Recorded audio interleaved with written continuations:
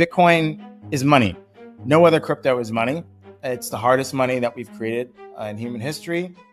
Bitcoin cares about security of the network. Bitcoin cares about an immutable blockchain. The Federal Reserve meeting is happening today in the United States. What do you think we're going to see, and how's it going to impact markets? So the question is whether they're going to do 25 basis points or 50 basis points. I, at a high level, think that they should not be raising rates. I believe that the U.S. economy is quite strong. If you've seen the GDP prints over the last 8 or 9 quarters, it's been consistent growth. The U.S. government continues to spend an insane amount of money, which is keeping economic growth at a very fast pace.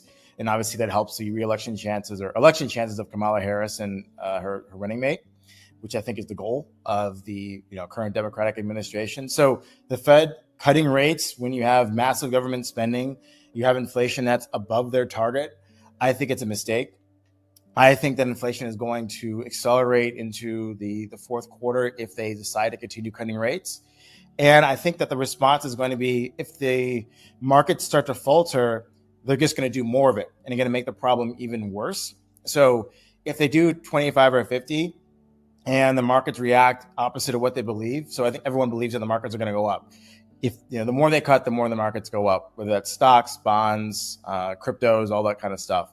I actually take a contrarian view that the more they cut, the more the markets are going to dislike that, maybe 1 or 2 trading days after the fact. But they're not going to learn their lesson. They're just going to keep doing more of it. So we're going to get a very quick cutting cycle.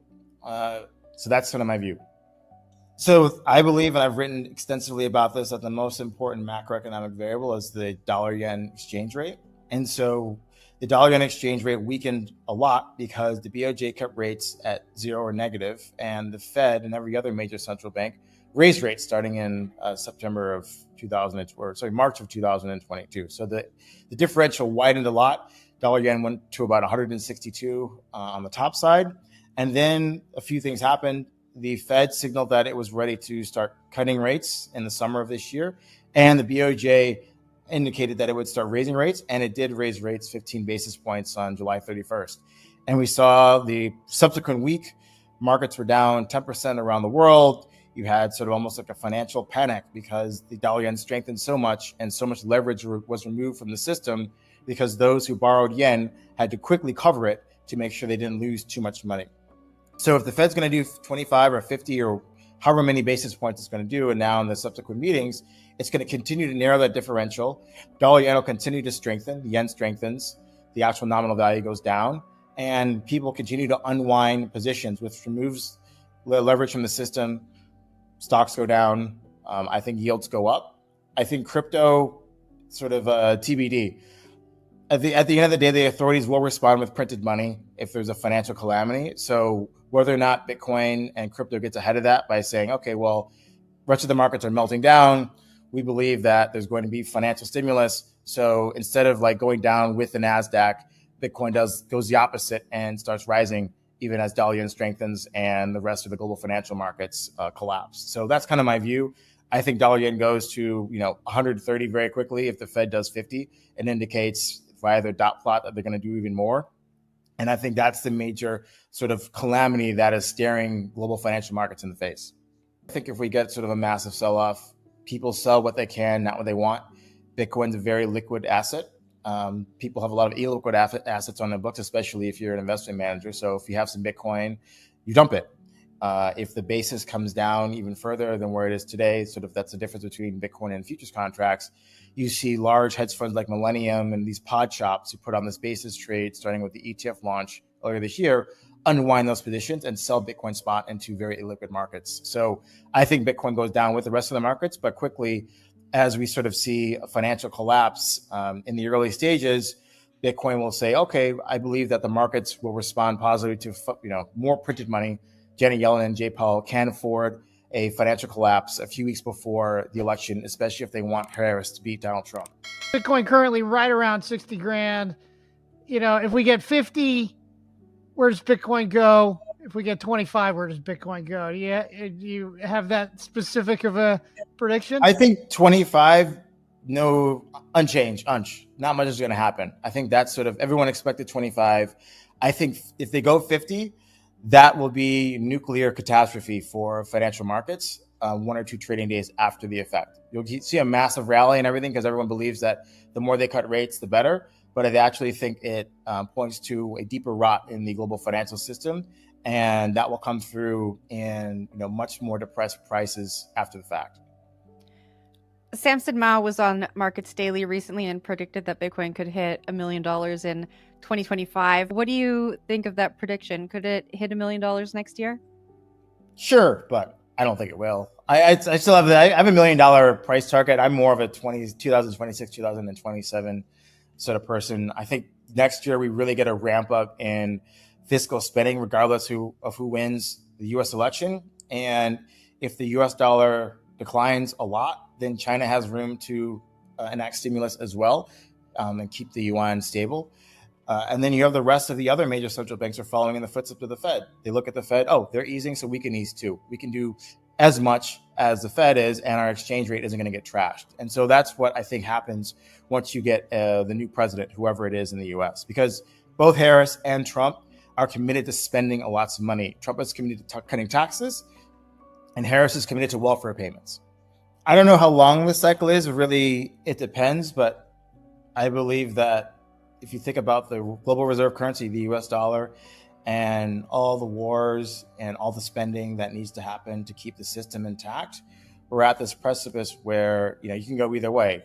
You could have a sort of a massive austerity, massive deleveraging, maybe a revolution, or the authorities can try to keep things stable by fixing the price of government bonds and printing as much money as possible to placate their electorate, whether that's in the United States, that's in the EU, that's in China, that's in Japan. Every single major economic bloc or country runs a similar sort of fiat fractional-based financial system, regardless of whether they're democratic, autocratic, communist, capitalist, whatever. Those are all sort of smoke screens. At the end of the day, everybody prints money. Everybody has a fiat fractional banking system. Everybody needs inflation.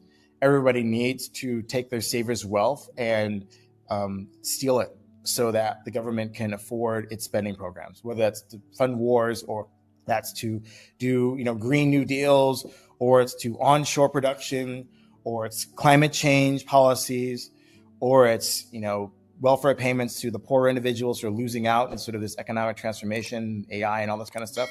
There's so many reasons why the government needs to spend money and not try to tighten its belt and restore confidence in these fiat currencies that we exist with. Sure, and Bitcoin can go to $1 million to 10 million. Bitcoin's what, $1 trillion market cap. It's magic internet money that was created out of thin air, starting in 2009. Bitcoin is the antidote to what has happened. Yes, okay, they've printed a lot of money globally, the US being the most egregious with it, and the reaction has been Bitcoin. And we have this cryptocurrency ecosystem that has thrived based on all this printed money. And we have all these different types of assets that are created and have value because we have such a up financial system. So I wouldn't say they're getting away with it. Bitcoin's a smoke alarm. It's telling us that there's something wrong here. I think everyone is, Bitcoin needs to go to $1 million today, next year, because I took a bunch of leverage, or, my whole net worth is in this particular cryptocurrency. And, they hear the things, but the imminent collapse, all the debt, and they're like, well, why isn't it happening yet? Why not now? Like, I see all these things. I believe what you're saying. It's super fucked up. Politics is fucked up. Finance is fucked up. And why isn't, Bitcoin responding? Or why isn't the crypto that I own responding? And I think it's just patience, right? It's been a little over a decade, and we've created this entire new financial ecosystem. We have millions of people around the world who have Bitcoin, Ethereum, Solana, whatever, wallets. It's a very successful financial experiment to date, but it's not going to just all of a sudden just go to some ridiculous value just because you have a lot of leverage or you bought a lot of it yesterday. So I think patience is something that people need to understand, because if you believe in the math and the law of compounding interest, then it's inescapable. The system must print money, must deflate, must debase the currency to attempt to survive. And every other major civilization has done the same thing. And at the end of the day, inflation is hoisted upon the people, and some sort of revolution happens. So the history is 100 for 100 just wait. Talk to me about what could happen in the future there. If this happens, comes to fruition, people aren't using Bitcoin, what does that problem look like?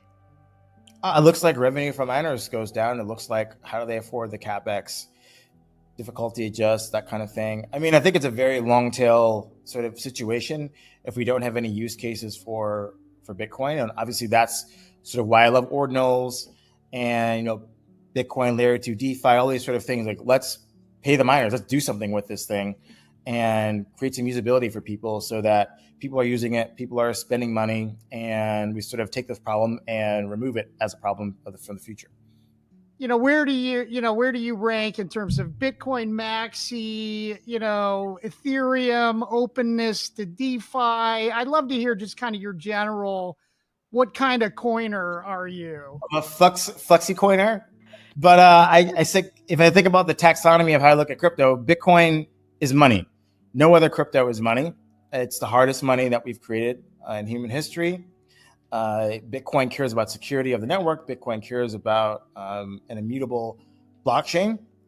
Ethereum is not money, regardless of what people say. They decided not to be money in 2016 when the community allowed a hard fork to happen to pay back the DAO hack folks.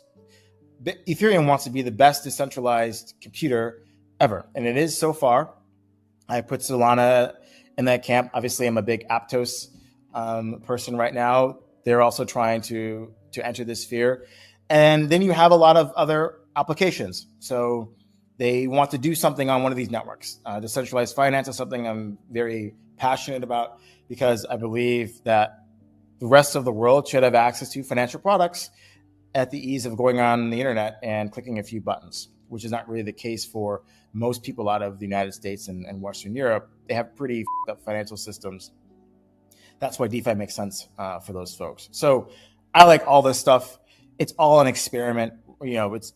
Some things are 10 years old, 15 years old Bitcoin, and other things are less than a year old. But we're trying to sort of create a completely new system and give anyone with an internet connection a choice of how they want to save, how they want to invest, how they want to express themselves culturally over the internet.